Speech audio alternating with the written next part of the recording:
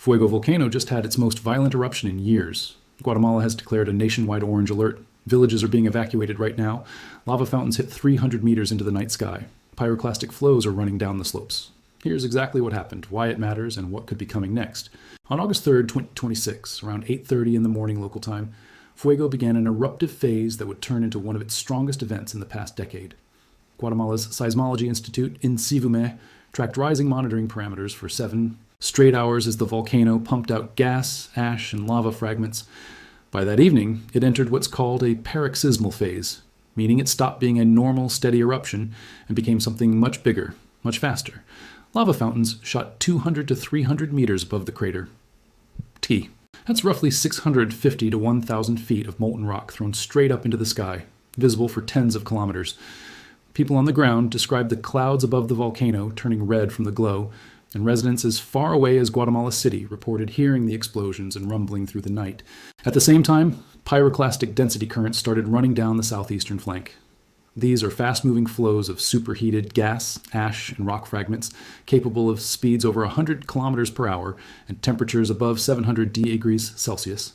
They move faster than a person can run, faster than most vehicles can outrun on unpaved mountain roads, and nothing survives direct contact with one. Between August 3rd and early August 4th, these flows traveled 5 to 7 kilometers down the Seca ravine, then ended to cover 5 separate ravines cutting down the volcano's flanks. Ash plumes rose past 6,000 meters, more than double Fuego's typical daily output, and began falling on nearby communities, coating roads, rooftops, and crops in gray volcanic ash. By Monday, Guatemala's Disaster Coordination Agency, CONRED, declared an institutional orange alert, then escalated it to a nationwide orange danger alert. That's the second highest alert level Guatemala has. One step above that is red, reserved for the most severe emergencies the country can declare, the kind of alert issued when mass casualties are already unfolding or considered unavoidable. Orange means the threat is serious and active, evacuations are underway, and the situation could escalate at any point without much additional warning. CONRED moved fast, evacuating 2 villages almost immediately, El Porvenir and Las Lajitas. Both sit directly in the path of the ravines the pyroclastic flows were moving through. Guatemala's Institute of Volcanology put out a public warning that the volcano is moving toward a more explosive phase. That's not language officials use casually. It means they expect this to get worse before it gets better, not that it's already peaked. CONRED spokesperson Valeria Urizar told residents the rule right now is self-evacuation. If an evacuation is ordered, or if conditions put your life at risk, you move immediately. You don't wait to be told twice, and you don't wait for confirmation on social media. It's even closer to Antigua, a city built centuries ago in the literal shadow of this volcano. This is not some remote, empty mountain sitting far from civilization. Hundreds of thousands of people live and work within reach of its ash and its flows, and millions more live close enough to be affected by ashfall, depending on wind direction. Fuego is one of the most active volcanoes in Central America, one of the most active on Earth. It erupts in small pulses almost every single day. Routine reports through 2026 already show strombolian explosions, short, sharp bursts of lava and gas, happening 5 to 13 times an hour on a normal week, with ash plumes reaching around a kilometer above the summit in rumbling sounds and shockwaves felt in nearby towns. That's Fuego on an ordinary day. Hey, locals live with that constantly, and most of the time it doesn't even make international news. This is not that. This is Fuego, at a scale most people watching this have never seen from it, with lava fountains 10 to 20 times taller than a typical strombolian burst and pyroclastic flows that reached multiple ravines instead of staying contained to the summit. The reason everyone's attention snaps to this volcano specifically goes back to June 3rd, 2018. That day, Fuego erupted suddenly and violently with almost no warning. Pyroclastic flows tore down the slopes and buried the villages of San Miguel Los Lotes and El Rodeo. The official death toll was 194 confirmed dead, with 234 more missing and presumed dead, never recovered from under the ash and volcanic debris because the material set almost like concrete once it cooled. That single eruption affected an estimated 1.7 million people across the region through evacuations, as ashfall and destroyed farmland, and it remains one of the deadliest volcanic disasters in Guatemala's history. There was another eruption in 2023 that forced roughly 100 to 200 people out of their homes, and Fuego has driven repeated mass evacuations in the years since.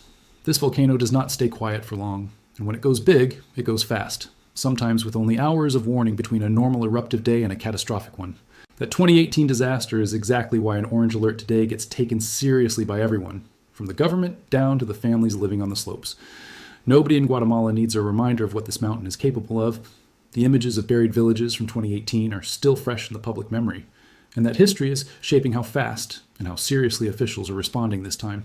Geologically, Fuego sits on the Pacific Ring of Fire, on a subduction zone where the Cocos Oceanic Plate is being forced underneath the Caribbean Plate at a rate of several centimeters per year. That collision is what feeds the whole volcanic arc running through Guatemala, including Fuego's neighboring volcanoes, and it makes this one of the more geologically active stretches of crust on the planet.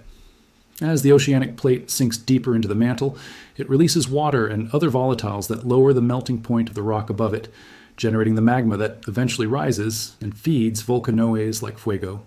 This is a well-understood, standard process in plate tectonics, and it's the same basic mechanism behind most of the volcanoes ringing the Pacific. 2 weeks before this eruption started, on July 17, 2026, a magnitude 7.3 earthquake struck off the coast of Mexico and Guatemala, roughly 200 kilometers northwest of Fuego. That quake set off a real aftershock sequence, a 6.4 aftershock, and a string of magnitude 4 and 5 events that kept going for days afterward, showing up clearly in seismic monitoring data for the region. There is real published research on the link between large earthquakes and nearby volcanic activity, and it's worth explaining honestly rather than glossing over. The mechanism scientists generally point to is mechanical, not exotic. A large earthquake shifts the stress field in the crust around a volcano.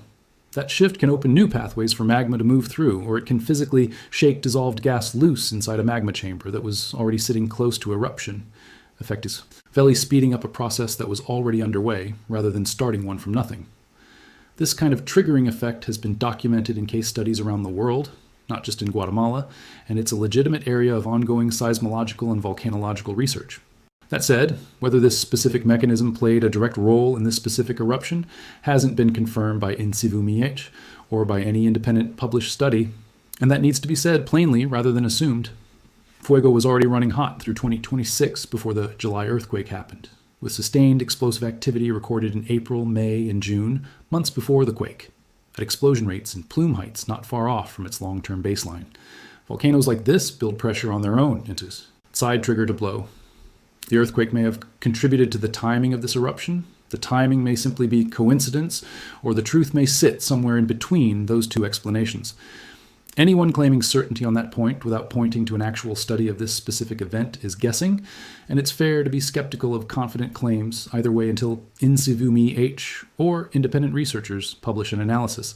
What is on the historical record, and this part is solid, Fuego's most destructive eruption in modern history in June 2018 came roughly 9 months after a magnitude 8.2 earthquake struck the same general region in September 2017. At the time, that 8.2 was the strongest earthquake recorded in that part of the world in modern seismic history.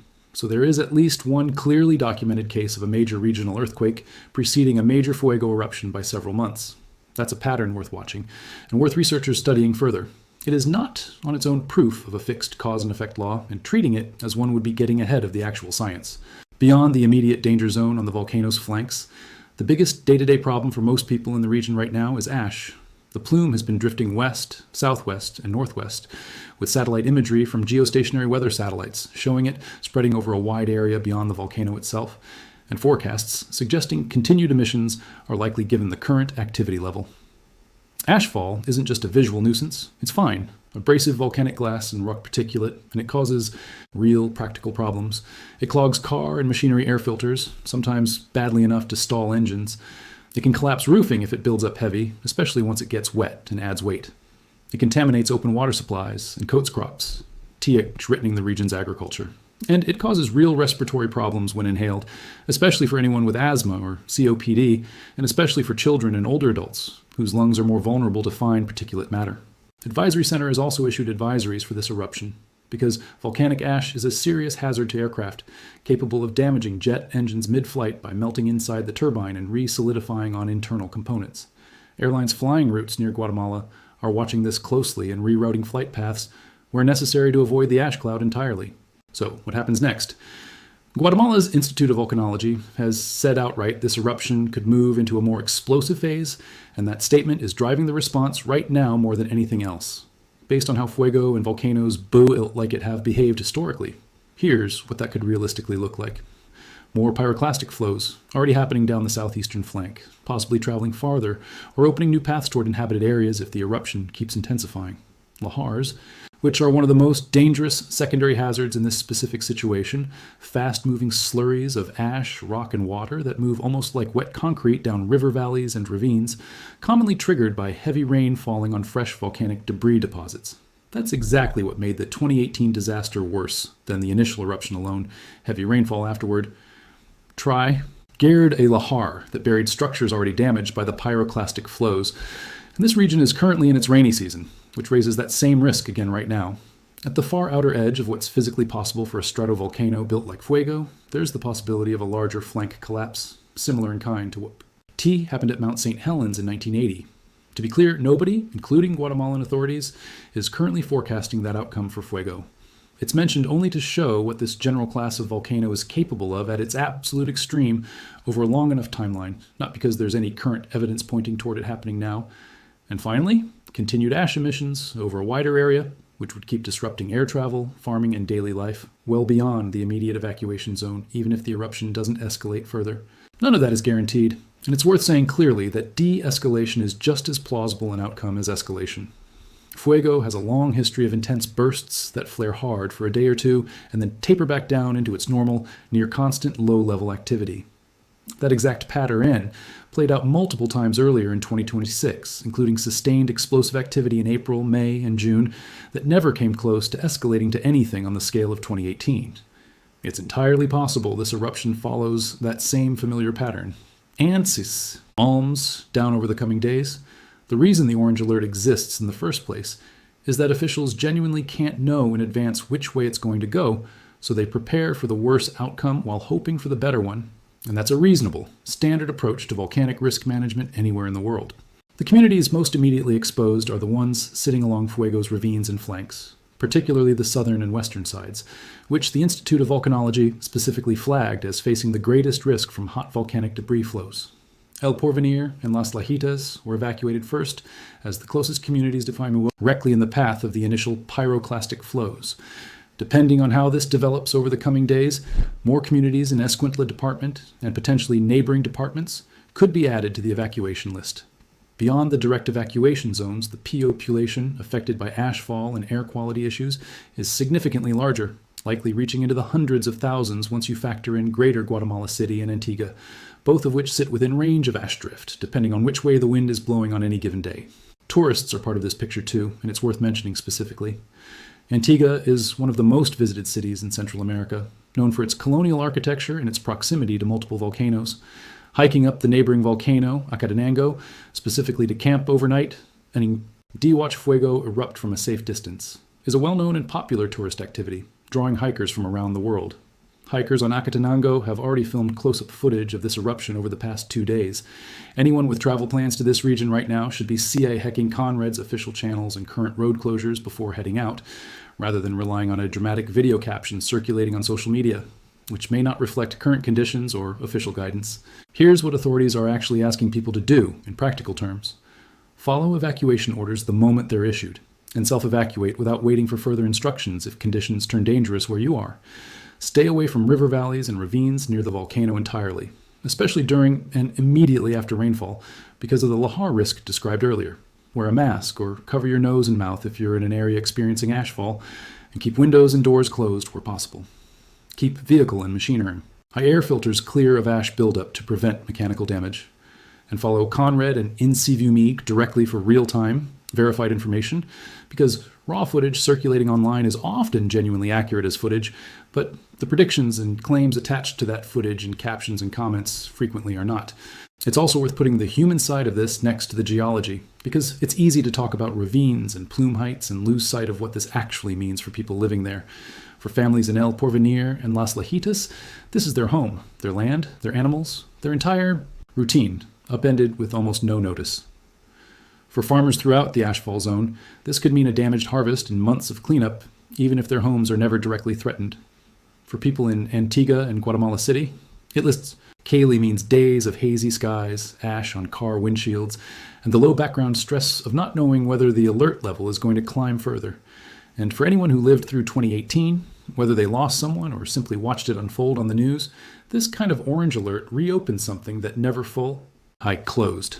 That's the context behind why Guatemala's response has been fast and aggressive from the very first hours of this eruption, and why officials would rather evacuate people who turn out not to have needed it than wait even a few extra hours on a volcano with Fuego's track record. Right now, as of the latest available information, the orange alert remains active nationwide. El Porvenir and Las Lajitas remain evacuated. Pyroclastic flows have been confirmed across 5C. Parrot ravines on the volcano's flanks. Ash plumes have topped 6,000 meters and continue to be tracked by satellite. Insivume is still reporting explosion rates and incandescent material ejection well above Fuego's typical baseline for this year. This is an active, still developing situation, not a resolved one. The next 4 to 72 hours will likely determine whether this settles back into Fuego's familiar pattern of frequent smaller eruptions, or whether it keeps building toward something closer to the scale of 2018. We'll keep tracking this closely and post updates as Conrad and Insivume release new information. If you're in the affected region, official guidance comes first, always, ahead of anything you see in a video, including this one. It's worth understanding how Insivume actually tracks all of this, because the numbers being reported aren't guesswork. They come from a real monitoring network. Guatemala runs seismic stations around Fuego that pick up the tremor signatures produced by magma, AA and gas moving underground before and during an eruption. They also use webcams and thermal cameras positioned around the volcano to visually confirm explosion counts, plume heights, and incandescent material, which is how officials can say with confidence that explosions were happening at a certain rate per hour or that lava fountains reached a specific height. On top of that, satellite data from geostationary weather satellites like GeoES tracks the ash plume's temperature signature and movement in near real time, which is how the Volcanic Ash Advisory Center generates its forecasts for where the ash cloud will drift over the following 6, 12, and 18 hours. This combination of ground-based seismic monitoring, visual and thermal cameras, and satellite tracking is standard practice at well-monitored volcanoes worldwide, and Fuego, given how frequently it erupts, is one of the more closely watched volcanoes in Central America as a result. Fuego isn't erupting in isolation either. It sits in a cluster of volcanoes clearly visible from the air, including Acatenango right beside it, and Agua a bit further off, part of the same broader volcanic arc running along Guatemala's Pacific side. This arc exists because of the same subduction process described earlier, and it's why Guatemala, despite being a relatively small country, has more than 30 volcanoes, several of which are still active today. Pacaya, southeast of Guatemala City, is another one that erupts regularly and has caused its own evacuations in recent years. Of course, none of the other volcanoes in the region are currently showing unusual activity tied to this event, and there's no indication right now that this eruption is part of some broader regional escalation beyond Fuego itself. This appears to be specific to Fuego's own magma system building and releasing pressure, not a wider pattern across Guatemala's volcanic arc. The evacuation process itself is worth explaining too, because it's not as simple as people just walking away from their homes. Conrad coordinates temporary shelters, usually in schools, community centers, or municipal buildings outside the danger zone, where evacuated families can stay with access to food, water, and basic medical support while the situation is assessed. Transportation is arranged for households without their own vehicles, and priority is generally given to children, elderly residents, and anyone with existing health conditions that ash exposure could worsen. For families with livestock or crops, evacuation is a much harder decision, since leaving behind an entire farm's income isn't something people do lightly, which is part of why some residents in past Fuego eruptions have delayed evacuating even after orders were issued. Authorities have been explicit this time that waiting is not worth the risk, given how quickly pyroclastic flows can reach inhabited areas once they start moving down a ravine. There's also a broader climate and weather angle worth mentioning honestly. Central America's rainy season typically runs from roughly May through November, meaning the region is currently in the middle of it. Heavy rainfall during this eruption raises two separate risks at once. The lahar risk already covered, where rain mixes with loose ash and rock into a fast-moving desti. Ructive flow and reduced visibility for monitoring teams and evacuation efforts trying to track the volcano's activity in real time.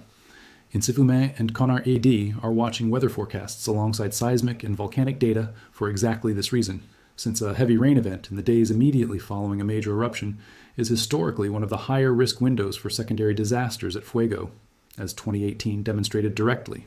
For anyone trying to follow this story accurately as it develops, the most reliable sources are Conrad's official social media accounts and website, Insivume's public bulletins, and the Washington Volcanic Ash Advisory Center's aviation-focused updates, which are published multiple times a day during active eruptions like this one. Major wire services, including AP, AFP, and Reuters, have also had reporters covering this directly on the ground and through official channels, and their coverage has been consistent with what Conrad and Insivume are reporting. Where you want to be more careful is with Verwoer. All social media posts making specific, predictive claims, whether that's about the volcano's next move, unconfirmed casualty numbers, or broader theories about what's causing this, raw footage from residents and hikers has genuinely helped document this eruption in real time, and a lot of it is accurate as footage.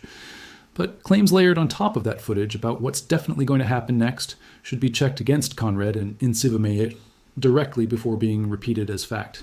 That's where things stand with Fuego right now. Stay safe, and we'll be back with updates as this develops.